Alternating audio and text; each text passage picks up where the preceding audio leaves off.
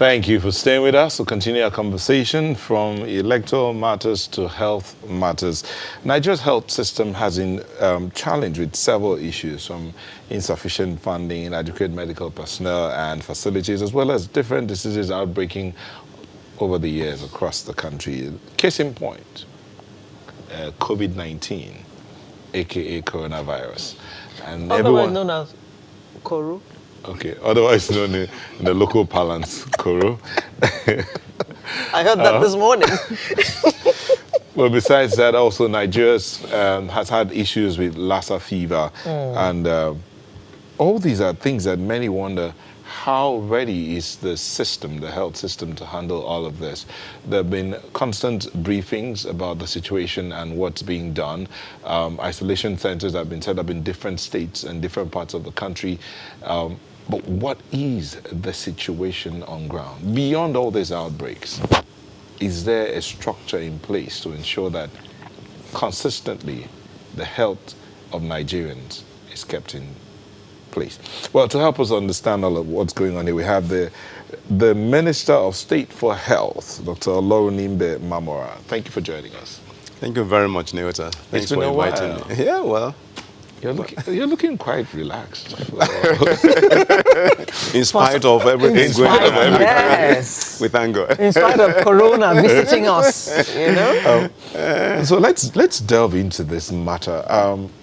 I mean, a lot of people, before the news broke on the last few days of January, of that index case, a lot of people have been like, let it not come to Nigeria, let it not come to Nigeria. Then someone got, no, we handled Ebola. It's not a problem, we can handle this. But was it a surprise? Or was the ministry ready for anything?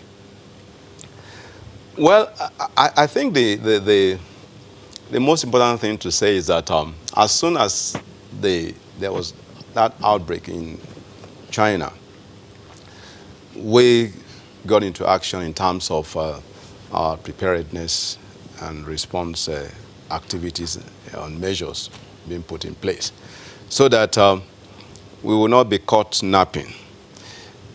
We did what we needed to do in terms of that preparedness, activating the emergency operation centers, particularly at the national level and, of course, at the state level. The national level, as led by the Nigeria Center for Disease Control, is a body that is taking the lead in the whole thing. And, of course, the emergency operation center is a multi-sectoral body, comprising of, because you see, it's not all the time that the things that happen in Earth have to be determined by the health ministry. You have environment, you have even aviation, you have water resources, you have women, Ministry of Women Affairs and all that. So, of course, you have immigration, you have customs, because one way, all these other agencies, they are involved. So, the activation was at the highest level, what we call the level 3. That's the highest level. So that because the situation of COVID-19 is becoming a pandemic that is, it is occurring in so many countries. Yeah, last week we heard Professor Boniface complain that he wasn't really screened when he arrived in Nigeria from wherever he had been to. And we mentioned this last week. So between when he made that complaint or observation till now, has anything changed regarding screening of people arriving in Nigeria? Oh, yes. You see, don't forget that, yes, once in a while you could have some lapses. But that is not to say that arrangements had not been put in place even prior to that. For example, the information, if there is a kind of information gap as to when a particular flight will arrive, then it's quite possible that you may not have the the appropriate component of staff on Mhm. ground.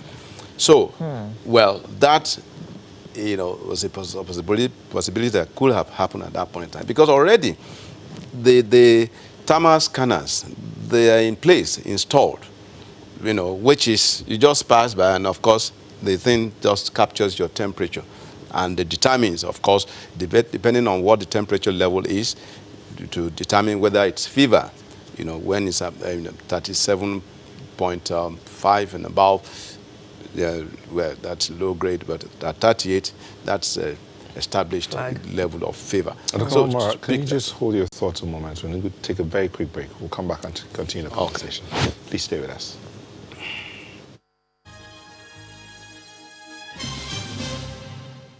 We have benefited a lot from him. The Minister of Health and officials from the Nigeria Center for Disease Control are in this hall to brief journalists about the current status of coronavirus in the country. This is the continuation of Since February 27th, when the first case was reported in Lagos, the ministry has continued to hold series of news conferences to create needed awareness, as well as dispel rumors making the rounds on social media. Just as he has done in other news conferences, the minister gives an update on the current status of the virus in the country.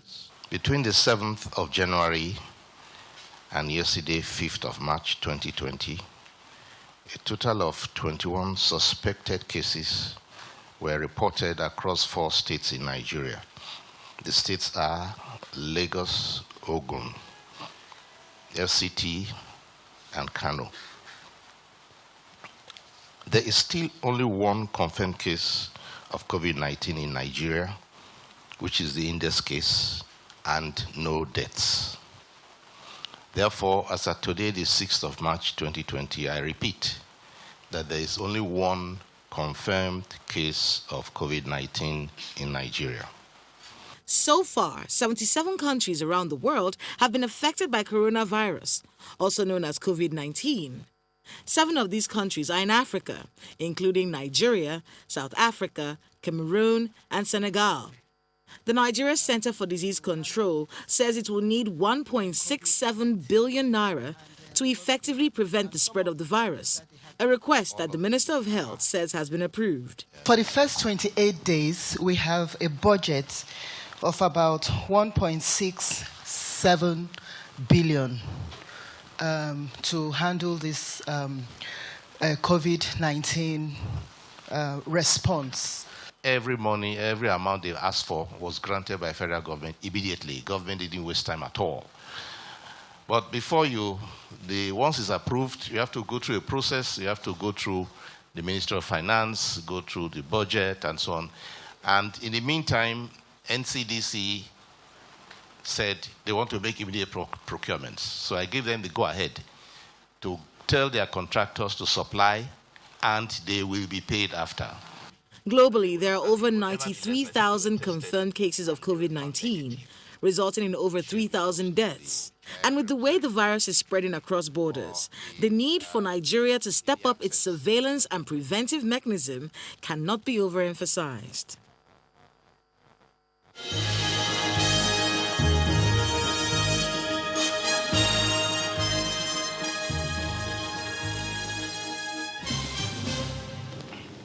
Thank you for staying with us. We still have the Minister of State for Health, Dr. Laurenimbe Mamora, in the studio. Dr. Mamora, before we went on that break, you were talking about the situation as it is with the index case and all. Now, so far, the Ministry of Health is treating that we have continued contact tracing. For now, and about 61 individuals are under supervised isolation by the states, by the different states. 55 passengers from that flight are being monitored. That flight that brought in the index case. Yeah. There was somewhere else where it was said that at least 4 people from the first initial contact with the index case are yet to be identified. Is that true? Well, contact tracing is a continuous thing. And don't forget that not all the passengers that came in that flight had Nigeria as their final destination. Some, some moved out already. Yes. But what the the Nigerian authorities did, and particularly the Lagos State, where that first, the index case arrived, was to contact, because the manifest will reveal this. So the protocol is that the WHO will be contacted, and the WHO will follow up on them wherever they moved on to. So, but it's a continuous thing. That's why you could see the figures change at times, depending on who has been identified. But the important thing is that there is a follow-up on this issue. Just to clarify, how many cases are there in country right now? That have been traced In Nigeria, how Yeah. many cases of COVID-19 are in Nigeria? Confirmed cases? Confirmed cases, just one. Just one. There hasn't been any other one. There's the one that is under isolation and being managed at the infectious disease. All the hospital. 61 that are being... They were suspects. They were suspects based on the symptoms, and then, of course, the coming from high burden area. Okay. This way can give rise to suspects, but that the fact that you suspect based on certain clinical features and coming from travel history, that will not amount to confirmation until the test is done and they test can positive. confirm. Okay. Let me just Okay, go ahead. if we've had to deal with things like we dealt with Ebola.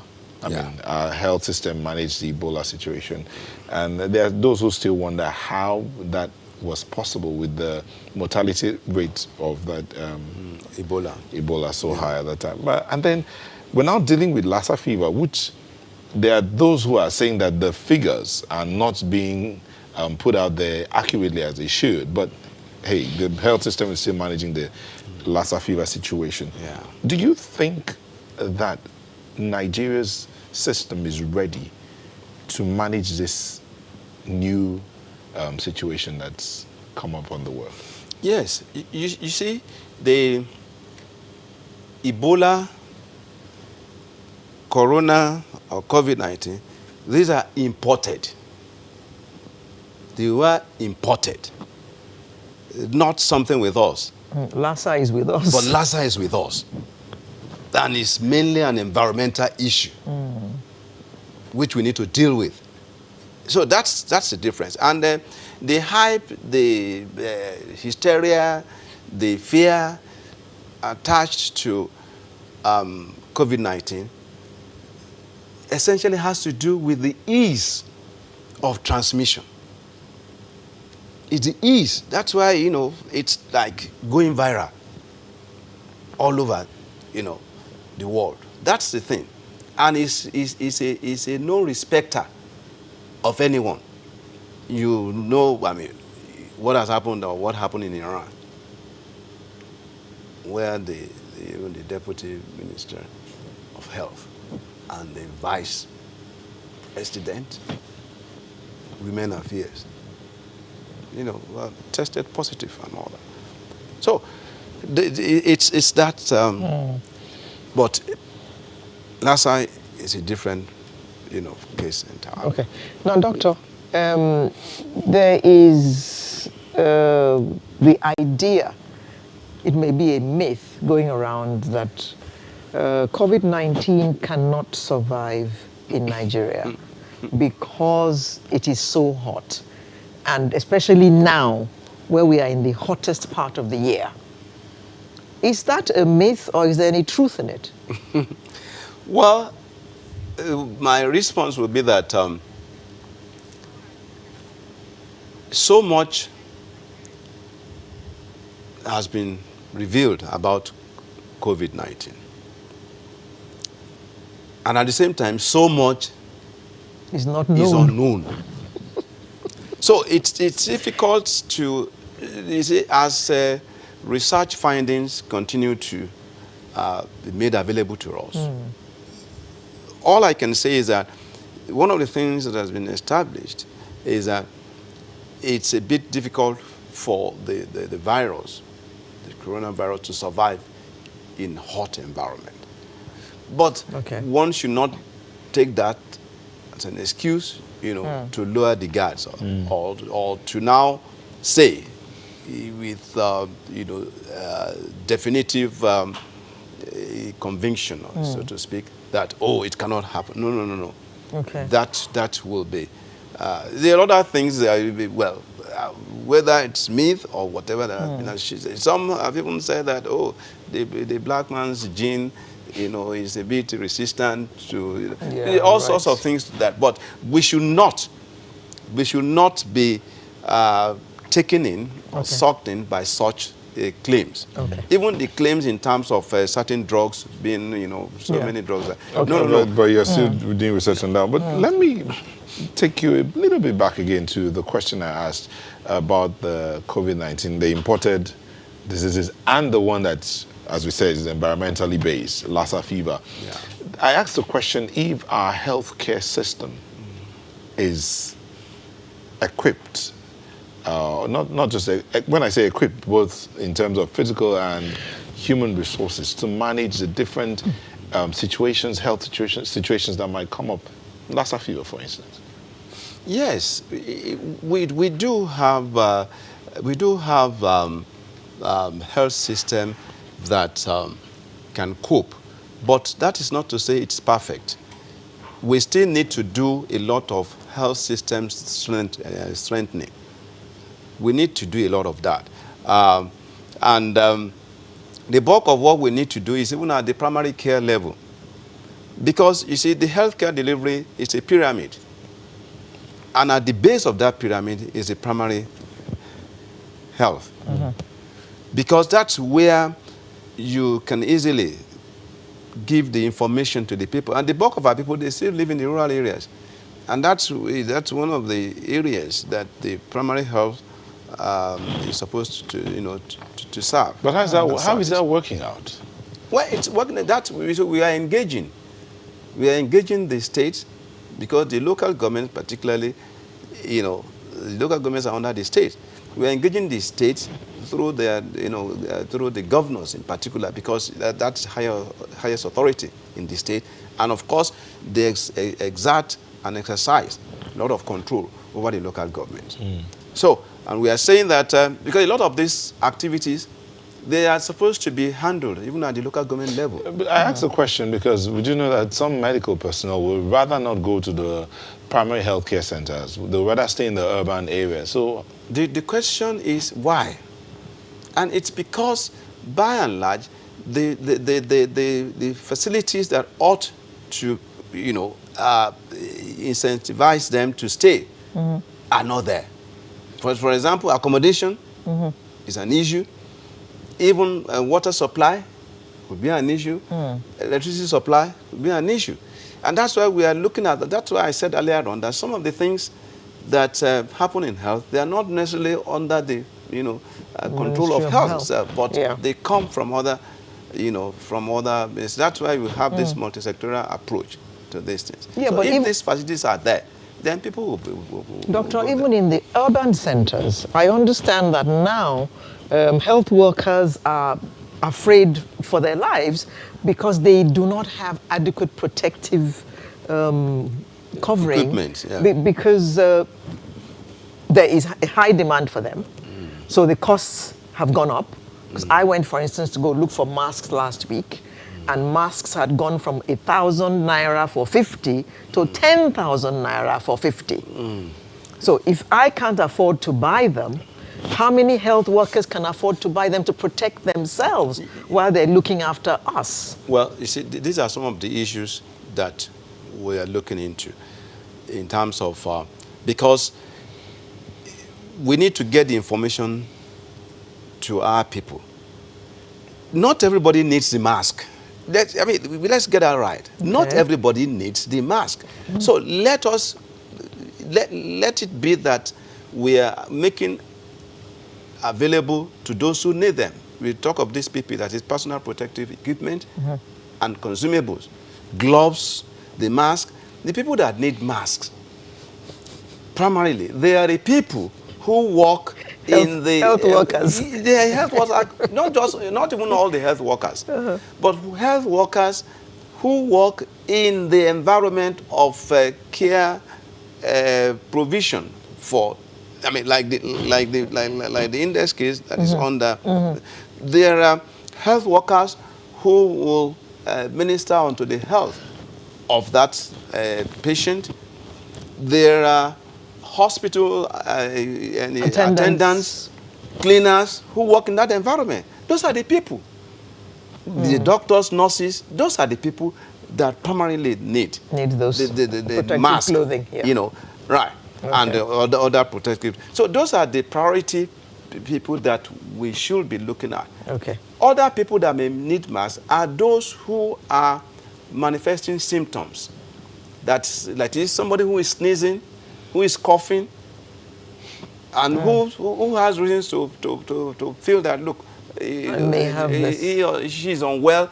That's the person. And if that person is at home, in his own, does not need things. Okay. But if he's going out to work, or is going to be in touch with the crowd, so as not to infect others. That is the thing. Okay. So that's the message that we need to get. Now, Doctor, off air, you were saying that there's a lot of disinformation out there. Yeah. And it was a duty that you had to perform to come and correct most of those impressions. How closely is the Ministry of Health working with the National Orientation Agency to disseminate this information, which you're talking about? Thank you very much. You see, I mentioned this multi-sectoral approach. That team, you have National Orientation Agency been there. We haven't heard anything from them, have we? Well, they are part of the team because they are under the ministry. It's an agency under the Ministry of Information. You see, the NOA, even the Voice of Nigeria, Radio Nigeria. all this. I mean, I was on. No, I was supposed to be on FRCN, but the minister really went. But I was on NTA. It even just on Thursday, Yoruba program carried live, and because prior to that program, there was a clip shown.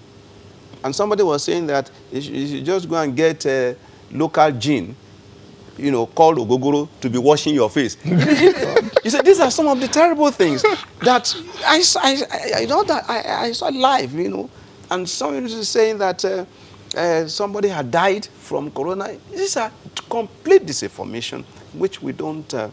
But the information that is very critical is washing of the hands regularly with soap and water.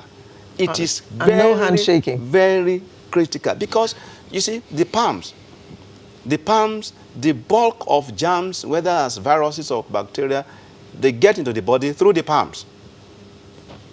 And because it's either you're touching maybe the door handle, or the handle of the car door, or you're placing your hand on one surface or the other, on the railing and all that. These are the things. And so that it cannot be overemphasized. It's probably the most important thing. And then, of course, this is not the time to shake and hug and all that. It's not. Because if you feel protected, how about the other person? And then, of course, the use of hand sanitizers and all that, alcohol-based. Which have also tripled in price, I might add. Well, in fact, the first choice is hand washing. The use of hand sanitizer, alcohol-based, it's a secondary. It's just an option. And because you can carry it, it's portable. You can carry it even in your pocket. You can carry it in your car. And where you don't easily have water to wash. That's what. But the primary thing is hand washing, scrupulously, and then you avoid touching your face as much as possible, because the portal of entry of these germs, usually the eyes, the nostrils, and the mouth. So those are the things. That's why we, just avoid touching your. Because you can never be too sure where your hands have been. Yeah. But this, again, back to the health system again. Now, when I talk about health system, it's not just about the equipment in the different facilities. It's about the residents of this country, how aware are we? Is there a system that can cater to the needs of the Nigerian, of the resident in this country? In every area. I'm talking primary, secondary, and tertiary. I know you were talking about the primary healthcare. You say you're working with the state. But are the states responding? Are people confident enough to walk into, growing up, I grew up in the village. I'm a village boy. But there was we called it a maternity home. You could get to and collect your injection. In fact, it's still there. We'll pass by maternity. My mother's friend lived around there, so we know where maternity is. But are Nigerians confident enough right now? Or is there hope? And at what time can they be confident enough to walk into any healthcare center? Well, you see, Neota, it's work in progress.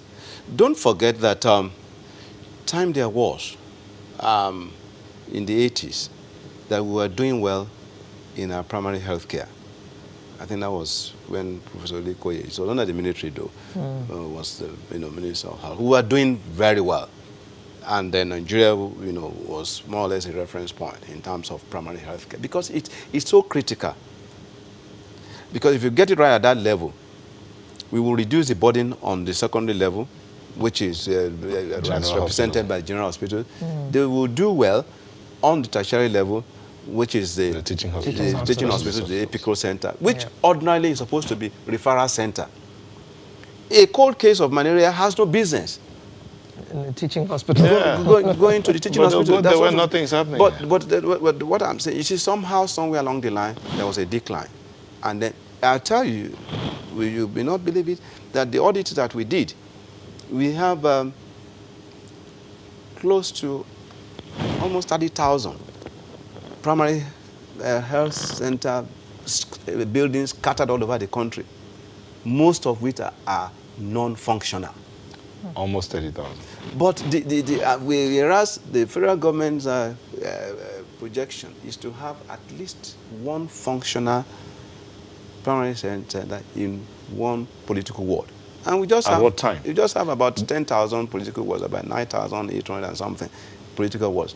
So this is what, don't forget that the Federal Ministry of Health, through the National Primary Healthcare Development Agency, provides this technical support.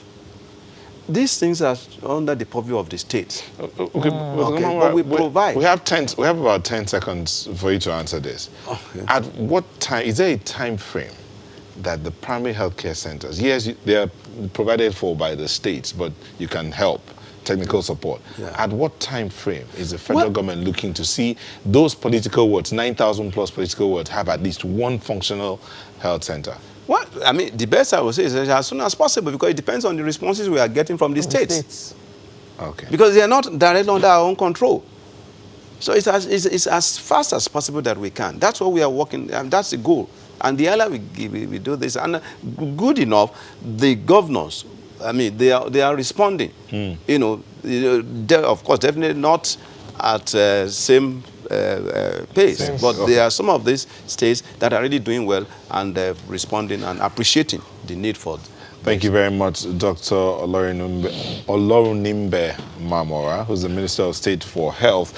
Festus Akimboewa says to tell you there must be an enhanced monitoring of flights from China, Italy, Singapore, and other Asian countries at our airports. He said to put that across to you. Thank you so much for coming to share today with us. We wish you well, and we hope that as soon as possible will indeed be as soon as possible and soon enough. Thank you. Thank you very much for inviting me. Sunrise will be back in a moment. Please stay with us.